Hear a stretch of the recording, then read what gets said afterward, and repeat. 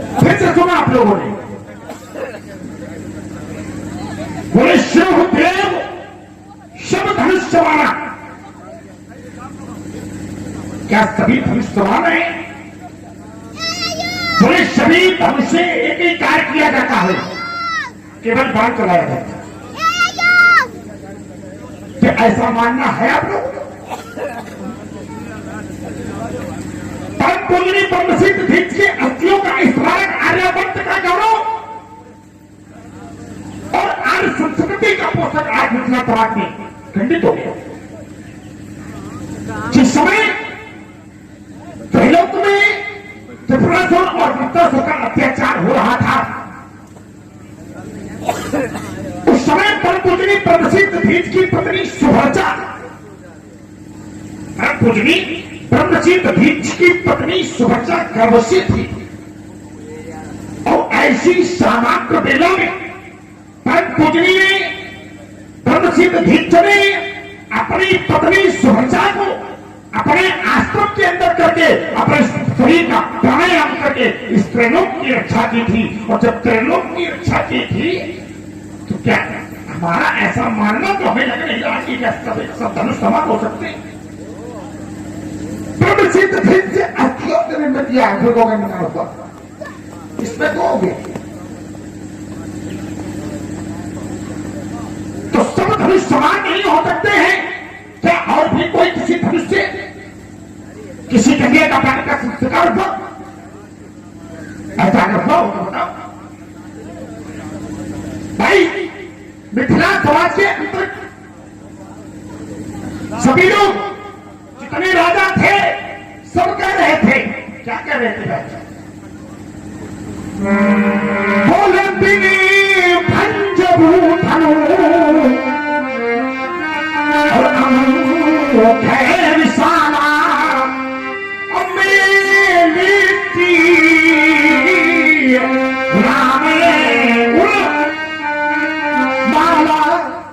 या धनुष को न तोड़वाया जाए, या धनुष को न तोड़वाया जाए और सीता के गले में जयमाला, सीता का जयमाला उसके गले में डलवा दिया। लेकिन ऐसा जब समाज कह रही थी तो नहीं करना चाहिए। फिर भाइयों धनुष को न तोड़वाया जाए, और जब धनुष को न तोड़वाया जाए और सीता का जयमाला उसके गले में डलवा दिया, तो हमें ये मालूम करना पड़ता है कि सब कोई धनुष समान नहीं होता। और इसका नाम है, या तुमने जो तोड़ी हो उसका भी कोई नाम हो तो बताना। तुम कह रहे हो कि धनुष टूट गया है, बोले क्रोध पहले भी था। तो हमारे तो इस समझ नहीं आता कि क्रोध हमें पहले था। हमने कहा था कि शांत है कभी कठिन जागे स्वरूप ढाई मुनि तन जन वीर रस आए जहां सब धूप। मानव जान पड़ता है कि भगवान जी ने भी भेद धारण किया है, बाकी भी है नहीं। और जहां पे उपेक्षा लग जाए वहां पे असंभावना दिखाई पड़ती, संभावना नहीं। मानव जान पड़ता है उपेक्षा जहां लग जाए तो आज असंदेह होता, संदेह नहीं क्या खो जाएगा। हमने कहा था कि हम वीर भी नहीं है, मुनि भी नहीं है, और तुम किसके बचनों को देख के और सुन के मुस्कुराए। तुमने कहा कि किसके बचनों को देख के मुस्कुराए, और आपकी प्रतिक्रिया तुमने की, लेकिन वो हमारे समझ के बाहर गया। बड़े क्रोध तुम्हें पहले भी था। हमने कहा क्रोध कब था? तो मैंने विश्वामित्र मेरे कोई आई पद क्रोध मेरे दो भाई, हमने आशीर्वाद दिया, हृदय से आशीर्वाद दिया। हमने जनक से भीड़ का कारण पूछा, और किसी से जब भीड़ का कारण पूछना कोई असंदेह होता है क्या? संदेह होता है, एक संदेश देना होता। क्या कारण भीड़ भाई? हमने पूछा क्या कारण है, क्या कारण है? कोई क्रोध से नहीं पूछा, अगर क्रोध किया होता तो राजा जनक को मारते और मारने के बाद पूछ लेते क्या करना, जिस बार क्षत्रियों को मारा पैसुना फिर मारते। लेकिन हमने ऐसा कोई कृत्य नहीं किया, हमने तो पूछा, पूछत जाओ अजाओ जी बोले व्यापक कोप कहां से आ गया। भाई भीड़ में क्या कारण हो सकता है? हाँ भीड़ थी, हमने भीड़ का कारण पूछा, उसमें कोप के भी एक शब्द के अनेक अर्थ होते हैं। यहाँ पे कोप जो लग रहा है कि कोई क्रोध ही लग रहा है, यहाँ पे कोप शब्द का जो प्रयोग हो रहा है वो क्रोध पे ही नहीं लग रहा, वो तो अनित्य शब्द है, वो कहीं भी प्रयोग कर सकते हो।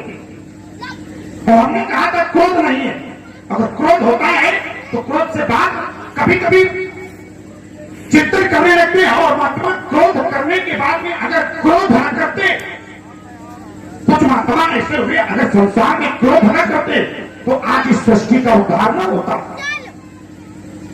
सृष्टि का उद्धार न होता। तो कभी कभी क्रोध से बात बन जाती है और मैंने क्रोध नहीं किया, और जब क्रोध किया कब सुरत वचन फिर अलग नहीं आया। तो जब मैंने क्रोध किया तो हमने भी विचार करने लगे कहो से क्रोध से बात बच जाए। अगर क्रोध न होता तो हमारी सृष्टि का उद्धार न हो पाता, माता गंगा का आभार इस सृष्टि पे न हो पाता। क्रोध से ही माता गंगा इस सृष्टि पे आई है। महाराज सगर के 60,000 पुत्रों का उद्धार हेतु माता गंगा सृष्टि पे आई। महाराज सगर के 60,000 पुत्र थे और कपिल मुनि ने भस्म कर दिए, और भस्म करने के बाद में भागीरथी ने तपस्या की और माता गंगा को लाई, और माता गंगा को लाई तो कपिल जो 60,000 पुत्रों के रात की भेड़ियां थी उनको उठाए। देखो क्रोध से बात वहां बनी, और भगवान शंकर ने क्रोध से ही कामदेव को जलाया। भगवान शंकर ने क्रोध से ही कामदेव को जलाया। तो कभी कभी क्रोध से बात बन जाती, बिगड़ती नहीं है। और यहां भी मैं यही विचार कर रहा हूं शायद क्रोध से बात बन जाए, लेकिन क्रोध भी हमने कब किया? सुरत वचन से अलग नहीं आया। पहले क्रोध नहीं किया, पहले कोई क्रोध नहीं था। फिर मैंने विचार किया और विचार करने के बाद मैं सोचने लगा कि क्रोध न करते शंकर जो तो कामदेव न जर पाता, और क्रोध न करते कपिल मुनि तो सृष्टि ना भी है, सृष्टि न करती। भगवान शंकर अपने समाज में बैठे थे और कामदेव ने भगवान शंकर की समाज को भंग कर दिया। और जब कामदेव ने भगवान शंकर की समाज को भंग कर दिया, भगवान शंकर ने अपना तीसरा नेत्र खोला, कामदेव को जला के भस्म कर दिया। और भगवान शंकर वटवृक्ष के नीचे आजीत थे और कामदेव आम के वृक्ष में छुपा हुआ था। छुपा कैसे था? कैसे प्यार की सवाल करते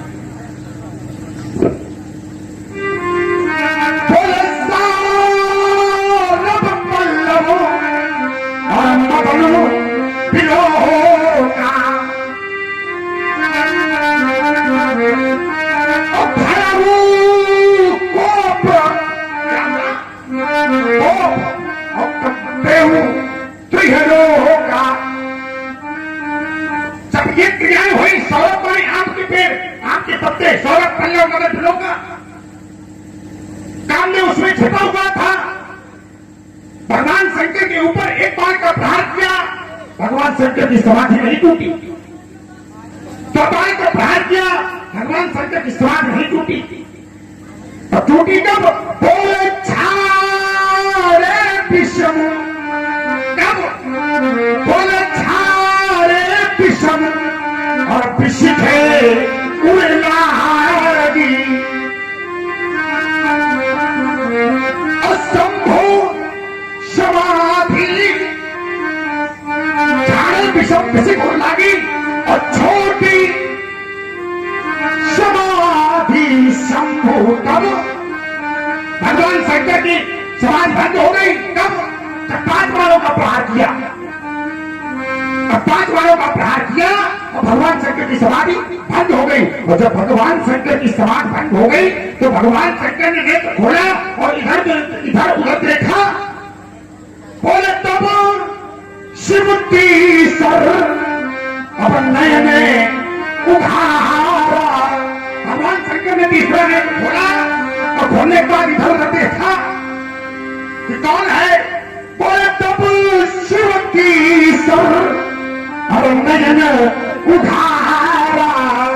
फिर देखा जब बोले चिति बतिका में भाई वो चली कांडियों को जला के भस्म कर दिया। जिस समय कांडियों को जला के भस्म कर दिया तो हाहाकारी और भयभू जग भारी। बोले हाहाकारी और भयभू जग भारी। तो डर पे सुर सुनाने क्या होता है? सुनाने देवता बोले डरे पे सुर भय असुर।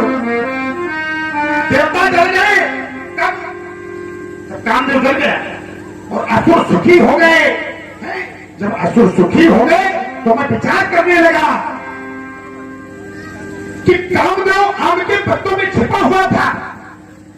और कामदेव जब आम के पत्तों में छिपा हुआ था जब भगवान शंकर ने तीसरा नेत्र खोला आदि से कामदेव जल के खत्म हो गया और आम के पत्ते क्यों नहीं चले। मैं अपनी बारी को यही विराम करता हूं कि आम के पत्ते क्यों नहीं चले, उनको भी चलना चाहिए।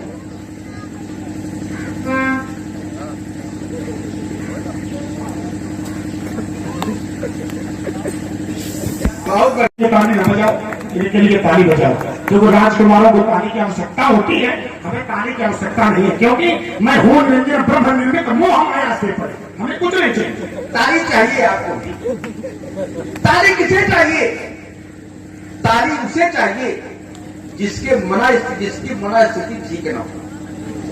और जिसकी मना स्थिति ठीक न हो उसे कौन सी ताली बजानी चाहिए व्यास जी?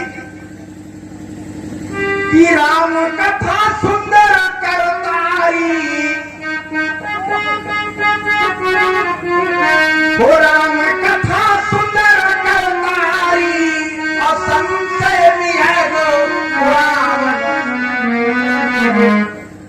अब संशय है कहां? अब देखो बात क्यों नहीं दोनों जगह से संशय कहां है? शंकर जी ने क्रोध किया, महात्मा जी ने अब यह बताने का प्रयास किया कि क्रोध अच्छा होता है। तो शंकर जी ने क्रोध किया तो कामदेव को जला के माने, अर्थात जिस हेतु क्रोध किया वो हेतु शंकर जी ने प्राप्त कर लिया। लेकिन महात्मा जी क्रोध के बाद में मिल नहीं पा रहे। तो क्रोध में अंतर नहीं है। शंकर जी ने, अब शंकर जी के शिष्य हैं, लेकिन शंकर जी ने क्रोध किया तो कामदेव को प्राप्त कर लिया, जला दिया, भस्म कर दिया। और महात्मा जी क्रोध पर क्रोध चले जाते, लेकिन धनुष तोड़ने वाले तक नहीं पहुंच पा रहे। देखा मतलब क्रोध में भी कुछ गड़बड़ी है। अब गड़बड़ी का संशय मन स्थिति ठीक नहीं है। क्रोध में गड़बड़ी है, पूरी सही बिल्कुल कही है। अब बोले ये बात बड़ी बढ़िया रखी उसे महात्मा जी ने। अब बात भी सही है कि आखिर जब पत्तों के बीच छिपा था कामदेव तो कामदेव जल गया, पत्ता जले नहीं। है ना विचित्र बात? ऐसी बात करोगे महात्माओं के मुंह से ही बातें शोभा नहीं देती। थोड़ा शंकर जी माची जले के थोड़ा जलाने गिरा, न कोई मसाल लेके जलाने गए थे। तीसरा नेत्र था। अब तीसरा नेत्र का प्रभाव यह है कि जो लक्षित होता है, जो लक्ष्य होता है, लक्ष्य क्या था? कामदेव को जलाना। अब अगर काम शंकर जी के द्वारा कामदेव को जलाने का लक्ष्य किया गया और पेड़ जल जाए तो फिर शंकर जी का क्या लाभ? ये तो आप शंकर जी को संदेह करें कि पेड़ क्यों नहीं जला।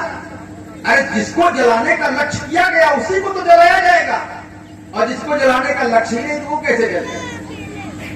कोई मसाल लेके थोड़ा आगे लेके थोड़ा चलाने के तरह तो लगा दे तो ऊपर स्लिप किया तो भले लगा भी लगता है तो पता चल जाए क्या जलता है क्या नहीं जलता। अरे लक्ष्य क्या है और फिर तीसरा नेत्र क्या है? तीसरा नेत्र कोई अभी तक बोला नहीं। देखिए व्यक्ति के अंतःकरण में कामनाओं को कैसे जलाया जा सकता है, काम को कैसे जलाया जा सकता है? तो मरीची ने कहा ज्ञानाग निदग्ध कर्माणि। जब व्यक्ति के अंतःकरण में ज्ञान रूपी नेत्र खुल जाता है तो उसके अंतःकरण में समस्त कामनाएं भी जलकर भस्म हो जाती हैं। और जब कामनाएं जलती हैं तो क्या शरीर जल जाता है? आखिर कामनाएं शरीर में ही तो रहती हैं। कामनाएं कहाँ रहती? शरीर में रहती है। जैसे कामनाएं हमारे शरीर में छुपी हैं और हम जब ज्ञान रूपी नेत्र खोलते हैं तो उससे कामनाएं जलती हैं और शरीर नहीं जलता। उसी प्रकार भगवान शंकर ने जब तीसरा नेत्र खोला तो काम जो जला, लेकिन पेड़ ऐसी रही बात। अब महात्मा जी बार बार एक बात कह रहे हैं, बोले क्रोध नहीं, बोले हम तो क्रोध से बात बनती है, बिगड़ती नहीं है, लेकिन तुम्हारे क्रोध से तो बात बिगड़ गई। हम दोनों के रहे कौन के हाजिर जाती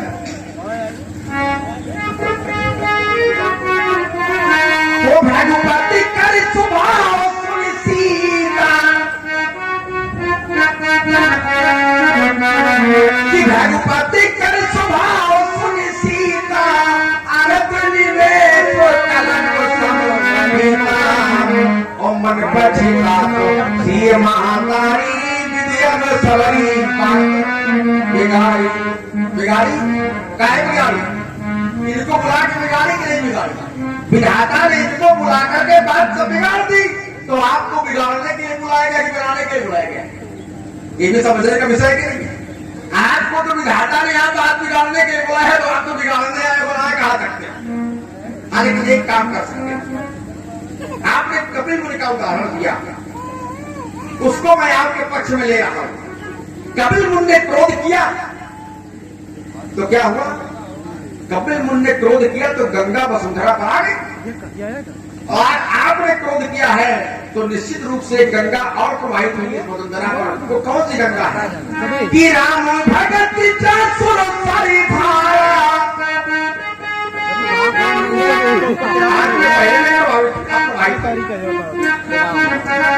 कि राम भगत सुर सारी धारा और सही ब्रह्म विचार। चिंता लेकर तुम्हारा क्रोध ये सार्थक करवा देंगे। अब महात्मा जी ने कहा, हमने कहा कि बहुत अमृत तोड़ी तो हमने कहा सारे धनुष एक समान है। तो हमने कारण बताया, कारण क्या है कि कोई न कोई गुण समान होता है और कोई गुण असमान हो जाता है। तो हम गुण कौन सा नहीं रहे?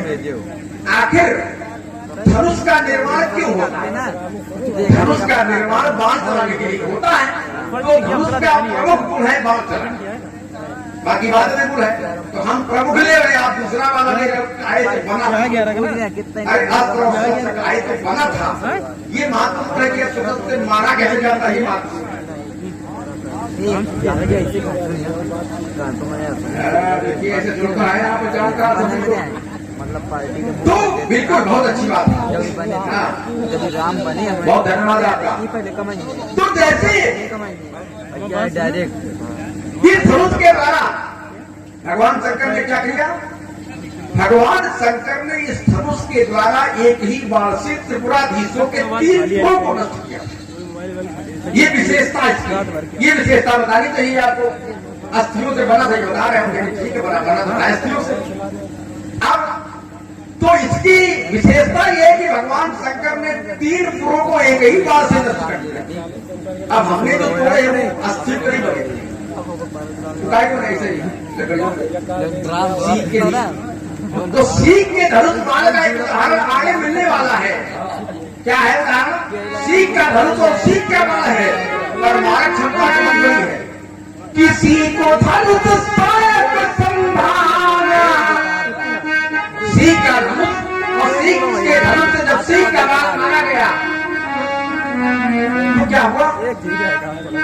प्रेरित मंत्र ब्रह्म सरधावा। और कहां गया? मारक क्षमता देखिए जरा, ऐसा धनुष नहीं देखा होगा आज तक आपने, क्या जितने धनुष लिए घूम रहे हो। क्या मारक क्षमता? ब्रह्म धाम शिवपुर सब लोग का तुम्हारे माने से 3 पूर्ण छोटे वाले जो टूट गया और उससे एक बार में ब्रह्म धाम शिवपुर सब लोग का सीधे इतना लक्ष्य हो जाता है। तो हम तो हमारे हिसाब से बुरे थे बढ़िया है, लेकिन आपने कहा अस्थियों से बना है, ये बात बढ़िया है। अस्थियों से बना है इसीलिए क्रोध है लगता है आपको। अब बोले अस्थियों से बना है उसका अंतिम संस्कार कर दिया जाता तो उनको प्रश्न होता। अच्छा एक बात बताओ, आपके यहाँ कोई आए, कोई हो अतिथि हो, बहुत दिनों से रह रहा हो, अचानक उसकी मृत्यु हो जाए तो क्या तत्काल आपको उसका अंतिम संस्कार कर देना चाहिए? कर देंगे तो लोग संशय की दृष्टि से देखेंगे, ऐसा तो नहीं लगता जबरदस्ती मार दिया। तो क्या करोगे आप? प्रतीक्षा करोगे किसकी? कोई गुरुजन आ जाए, कोई उसका परिजन आ जाए, कोई निकट संबंधी आ जाए। आप निकट संबंधी सबसे बड़ा कौन यहाँ दिखाई पड़ रहा है? धनुष का निकट संबंधी कौन है कि नहीं बात? आप धनुष के निकट संबंधी आप हो और आप इसको उठाइए और लेकर चलिए गंगा जी की तरफ। और हम साथ न चले राम नाम सत्य कहते हुए तो कहना लक्ष्मण ने उचित काम किया। पूरी समाज साथ में चलेगी, आप चिंता कैसे करते हो? अंतिम संस्कार अंतिम संस्कार कर रहे, खुद भी नहीं किया। राजा देने के नहीं किया तो नहीं किया, खुद नहीं कर रहे। अब वैसे पड़ा वो देख लिया, हाँ पड़ा है, उसके बाद कोई चिंता नहीं उसकी है और दिखा रहे हैं कि हम बहुत चिंतित है उसकी। ये चिंता हमका 16 नहीं आपके पास पढ़ा रहे, तुम्हारी चिंता हमें समझ में आए कितने चिंतित हो और कितनी चिंता आप में भरी है। क्रोध तो प्रारंभ से है, लेकिन महात्मा जी वहां बात लगने नहीं दे रहे और लगी हुई बात है। हमने क्या कहा कि शीश जटा सच बदन सुहावा सी बस के छोटे इसके बसी पूछ है। लेकिन महात्मा जी ने क्या बताया व्याप्ति कहा कोप का हर जगह व्याप्ति थोड़ा तक क्रोध किया तो अब हम समझिए कि हमने भी क्रोध नहीं किया, क्योंकि हमने भी तो कोपे किया था। और सब लोग कहा लक्ष्मण लोग क्रोध करते हैं, और हमने तो केवल सकोप था माना भी लखन सकोप। अब लेकिन उल्टा हो गया काम कि लखन सकोप बच्चन चल बोले तो दिगमगान मही दिग्गज डोले सकल लोग सब भूप निराले यही हर जनक। हमारे कोप में तो यह इनके कोप में को ढली नहीं रहा है। इनके कोप में क्या राजा से डर रहे पर कब डर रहे पर कब? देखो क्रोध की विशेषता कोप, क्रोध, ऋषि और उसमें जब लगा अतिरिक्त। हमने तो केवल कोप किया तो सब गिरा गए और ये कोप भी नहीं का चला, क्रोध भी नहीं चला, ऋषि भी नहीं चला, क्या चला? अतिरिक्त। कि अतिरिक्त बोले बच्चन कठोरा, कि अतिरिक्त बोले बच्चन कठोरा,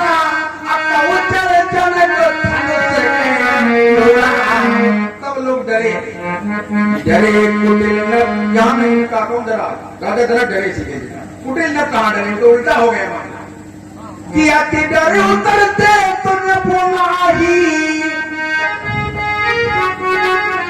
तो कुटिल भूख हारे से मनमाही। सब कुटिल हंसी दो रहे। अब कौन डर रहा है? अति डर उतर। अच्छे लोग राजा जनक डर रहे और बुरे लोग, दुष्ट लोग हंस रहे हैं इनके क्रोध पर। ऐसा तो हमारा क्रोध है। जब ऐसे बढ़िया तो पहले वाला था जिसको आप मान नहीं रहे हो। जब आपका पहले वाला क्रोध था, जितने दुष्ट यहाँ जनता कर रहे थे वो सब डर के भागे की परशुराम भी आ गए क्रोध में है। लेकिन जब आपने वास्तव वाला क्रोध किया जिसको आप स्वीकार करके उसका कोई प्रभाव नहीं दिखाई पड़ रहा है। महात्मा जी सुनो, है भक्ति यदि कुछ भावना में हमारी, इसके प्रति धनुष तोड़ने वाले है भक्ति यदि कुछ भावना में हमारी, तो मैं तुम्हें मिथिला से भगा कर ही रहूंगा। बात लड़की परस के गुणगान चाहे जितने उच्चारो, वीरता की डींग चाहे जितने भी मारो, उनमें भड़कती क्रोध की ज्वाला तुम्हारे, उस ज्वाल में तुमको जलाकर ही रहूंगा। है भक्ति यदि कुछ भावना में हमारी, तो मैं तुम्हें मिथिला से भगा कर ही रहूंगा। कभी दीप की बातें निराली, कभी दीप की बातें निराली। बात सच है जाति न खाली, युद्ध में पाला तुम्हारा पड़ा जो हमसे, तो धूल में तुमको जलाकर ही रहूंगा। है भक्ति कुछ भावना में हमारी, तो मैं तुम्हें मिथिला से भगा कर ही रहूंगा।